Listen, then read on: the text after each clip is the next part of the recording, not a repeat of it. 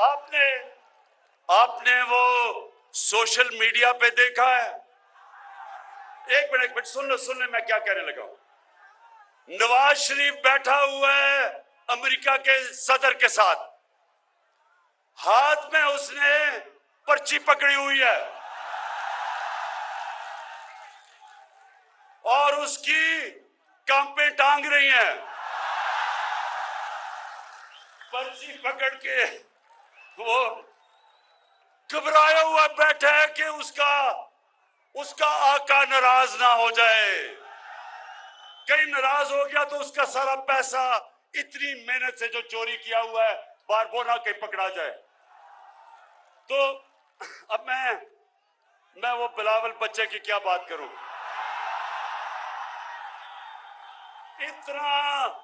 इतना पैसा खर्च करके इस्लामाबाद पे आया, वो बेचारे सिंध से लोगों को पैसे दे दे के लेके आया वहां इस्लामाबाद, और उधर लोगों से पूछे जी उसका क्या पैगाम था, उन्होंने कहा जी कांपे टांग रही हैं। अच्छा सुने आप, दूसरी चीज देखे, मैं बाद में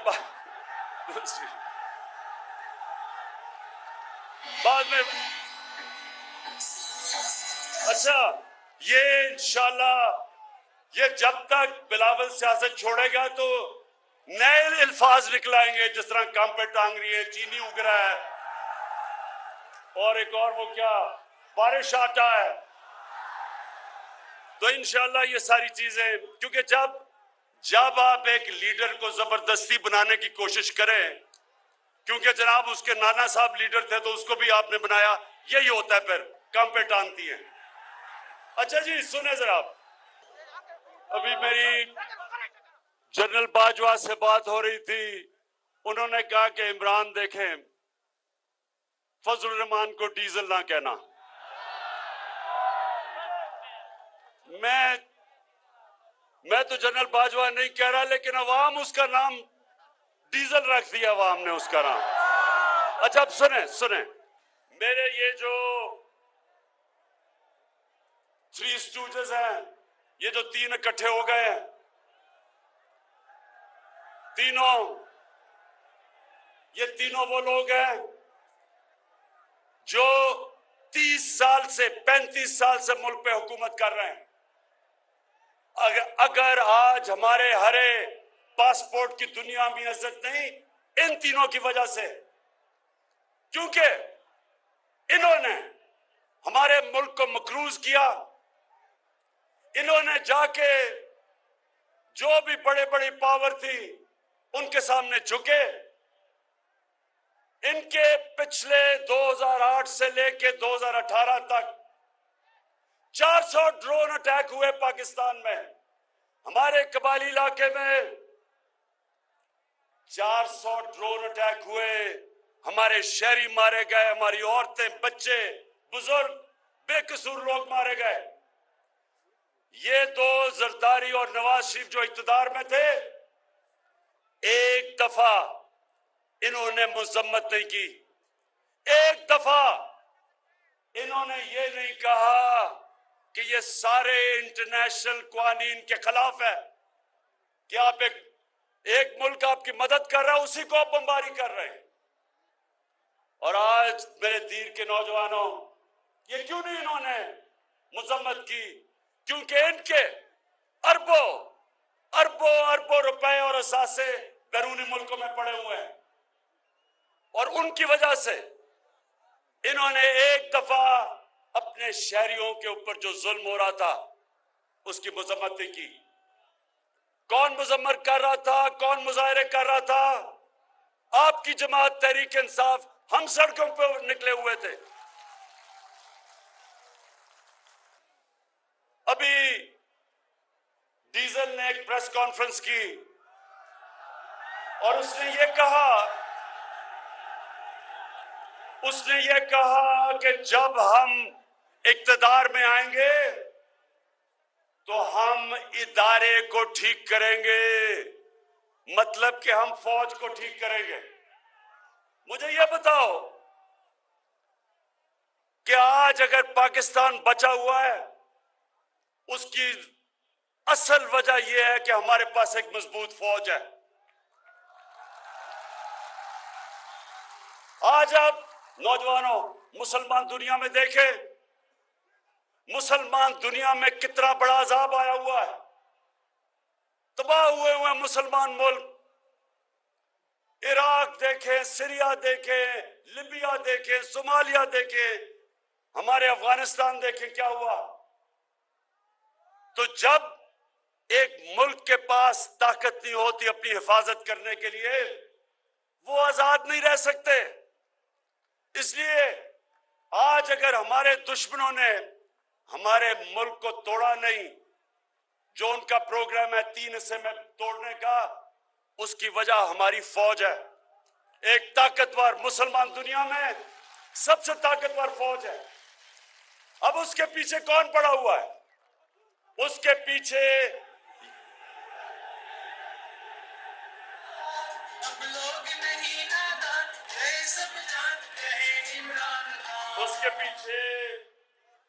पहले तो ये जो डीजल ने कहा है कि हम इदारे को ठीक करेंगे। आप कैसे ठीक करेंगे? आपने तो जिस इदारे को हाथ लगाया है, आप तीनों ने, 3 स्टूजेस ने, आपने सारे इदारे तबाह कर दिए। आपने तो अदालतों के ऊपर अटैक किया, आपने तो जजेस को खरीदा, आपने तो डंडों से सुप्रीम कोर्ट के चीफ जस्टिस को भगाया, आपने तो टेलीफोन कॉल कर करके जजों से फैसले लिए, आपने तो मीडिया के ऊपर लिफाफा जर्नलिज्म शुरू की, रिश्वत दी, आपने तो ये जो बाहर बैठा हुआ है इस मुल्क का सबसे बुज़दिल झूठा आदमी, कहते हैं, मुझे ये भी कहते हैं कि जी उसको भगौड़ा ना कहो। इतना वो भगौड़ा भी है और वो झूठा भी है। पहले झूठ बोल के गया कि मुशर्रफ के मैंने कोई 10 साल का कॉन्ट्रैक्ट नहीं किया। अब झूठ बोल के गया है कि जी मेरी तो तबीयत बहुत बुरी है, मैं तो मरने लगा हूं, अगर मैं बरतानिया ना गया तो मैं मर जाऊंगा। तो तब गया तो उसने, सुने जरा, उसने छांगा मांगा की सियासत शुरू की, उसने सियासतदानों की कीमतें लगाई, उस आदमी ने ये लिफाफा सहाफत शुरू की, उस आदमी ने आर्मी चीफ को, आसिफ नवाज जंजुआ को BMW गाड़ी से रिश्वत देने की कोशिश की। तो वो आज फौज को ठीक करेंगे? वो आदमी है जिसने काठमांडू के नेपाल में नरेंद्र मोदी से छुप के मिल रहा था अपनी फौज के खिलाफ, जिसने नरेंद्र मोदी को शादी पे बुलाया जो कि कश्मीरियों के ऊपर जुल्म कर रहा था। क्या वो ठीक करेगा फौज? या वो डीजल जिसने अमेरिकन एम्बेसडर के पास बैठ के कहा, एन पैटरसन के, उसने अमेरिकन एम्बेसडर को कहा कि मैं आपकी खिदमत करने के लिए तैयार हूं, मुझे भी एक मौका दे दो। और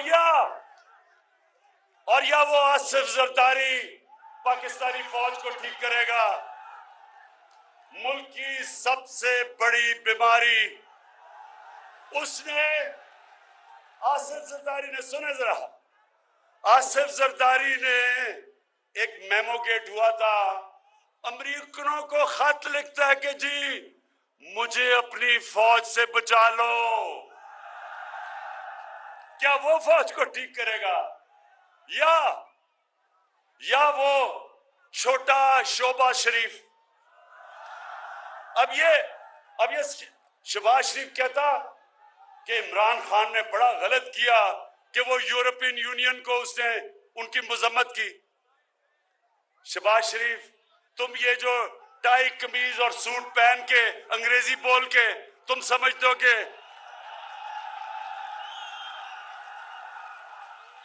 ये शहबाज शरीफ भी अपनी टाई पहन के उनको कहता है सर मुझे मौका दे, मैं आपकी बड़ी अच्छी खिदमत करूंगा। तो ये जो फजलुर रहमान यानी कि डीजल ने जब इसने ये कहा कि मैं इदारे को ठीक करूंगा, इक्तदार में आके हम करेंगे, यानी कि ये डाकुओं का गुलदस्ता फौज को ठीक करेगा, ऐसे ख्वाब भूल जाओ। मैं इन सारों को एक पैगाम देता हूं, मैं इन सबको एक पैगाम देता हूं कि इंशाअल्लाह दूध का दूध, पानी का पानी होने लगा।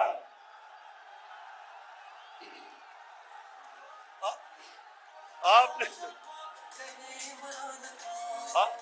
आपने आपने वो किया जो कप्तान अल्लाह से दुआ कर रहा था कि अल्लाह ये अदम इत्मीनान मेरे पे करें। मैं ये दुआ इसलिए कर रहा था क्योंकि हर थोड़ी देर के बाद जी धरना देने आ रहे हैं, गवर्नमेंट अगले महीने जा रही है, गवर्नमेंट उससे अगले महीने जा रही है।